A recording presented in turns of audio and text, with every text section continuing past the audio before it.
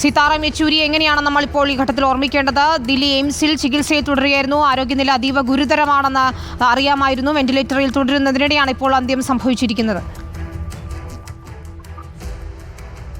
സീതാറാം യെച്ചൂരിക്ക് ഈ CPIMന്റെ ജനറൽ സെക്രട്ടറിയായി 3ാം ടേമിലേക്ക് കടക്കുന്ന ഘട്ടത്തിലാണ് അദ്ദേഹത്തിന്റെ നിര്യാണം ഉണ്ടാകുന്നത്. അദ്ദേഹത്തിന് ന്യൂമോണിയ അടക്കമുള്ള അസുഖങ്ങൾ ബാധിച്ച് കുറച്ച് ദിവസങ്ങളായി ചികിത്സയിലായിരുന്നു.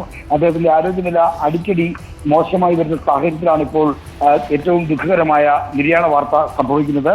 CPIMന്റെ ജനറൽ സെക്രട്ടറിമാരിൽ ഏറ്റവും ഹർഷശക്തി സൂചിപ്പിച്ചു കഴിഞ്ഞാൽ ഏറ്റവും പ്രായോഗികമതിയായ ഒരു രാഷ്ട്രീയ നേതാവാണ് സീതാറാം യെച്ചൂരി. അത്തരത്തിൽ രാഷ്ട്രീയത്തിന്റെ പ്രായോഗികതയിലും ഒപ്പം തന്നെ മുന്നണി ബന്ധങ്ങൾ വിളക്കി ചേർക്കുന്നതിലുമൊക്കെ ഇന്ത്യൻ രാഷ്ട്രീയത്തിൽ വളരെ ശക്തമായ സാന്നിധ്യമായി നിന്നിരുന്ന നേതാവാണ് സീതാറാം യെച്ചൂരി. അത്തരത്തിൽ സീതാറാം യെച്ചൂരിയുടെ രാഷ്ട്രീയ ഇടപെടൽ ദേശീയ രാഷ്ട്രീയത്തിൽ ഒരു വലിയ തിളക്കമാർന്ന ഏടായി തന്നെ നിലനിൽക്കും. അദ്ദേഹത്തിന്റെ രാജ്യസഭയിലെ അടക്കമുള്ള ഇടപെടലുകളും വളരെ ശക്തമായ ഒരു രാഷ്ട്രീയ സാന്നിധ്യമായി അദ്ദേഹത്തെ അടയാളപ്പെടുത്തിയിരുന്നു.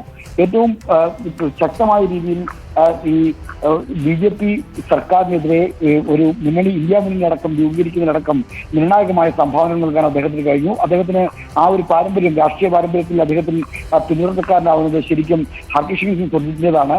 എന്നാൽ അദ്ദേഹത്തിന്റെ CPIMന്റെ ദേശീയ രാഷ്ട്രീയത്തിലെ ശക്തി ക്ഷയിച്ച ഘട്ടത്തിലാണ് ഇത്തരത്തിൽ യെച്ചൂരി അതായത് BJP അധികാരത്തിൽ വന്ന ശേഷമാണ് അദ്ദേഹം ജനറൽ സെക്രട്ടറി ഭാഗത്തേക്കും മറ്റും എത്തുന്നത്. എങ്കിൽ പോലും CPIMന്റെ ശക്തിക്ക് അപ്പുറത്തേക്കുള്ള ഒരു വലിയ രാഷ്ട്രീയ സാന്നിധ്യമായി പാർട്ടിയെ അടയാളപ്പെടുത്താൻ യെച്ചൂരിയുടെ ആ ഒരു മികവ്, യെച്ചൂരിയുടെ സാന്നിധ്യം പലപ്പോഴും CPIMനെ സഹായിച്ചു.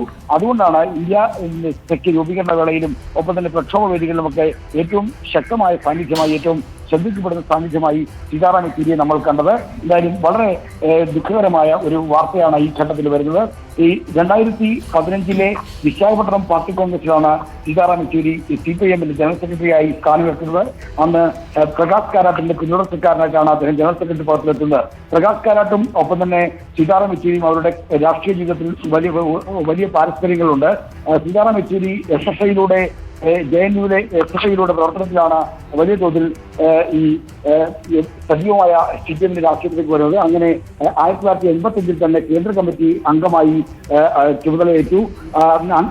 ചെറുപ്പത്തിൽ തന്നെ, അതായത് യൗവനത്തിൽ തന്നെ CPIMന്റെ കേന്ദ്ര കമ്മിറ്റിയിലേക്ക് തിരഞ്ഞെടുക്കപ്പെട്ട നേതാക്കളിൽ ഒരാളാണ് സീതാറാം യെച്ചൂരി. പ്രകാശ് കാരാട്ടും അത്തരത്തിൽ കടുത്ത പനിയെ തുടർന്നാണ് ഓഗസ്റ്റ് 19 യെച്ചൂരി എയിംസിൽ പ്രവേശിപ്പിച്ചത്. പിന്നീട് വെന്റിലേറ്ററിലേക്ക് മാറ്റുകയായിരുന്നു.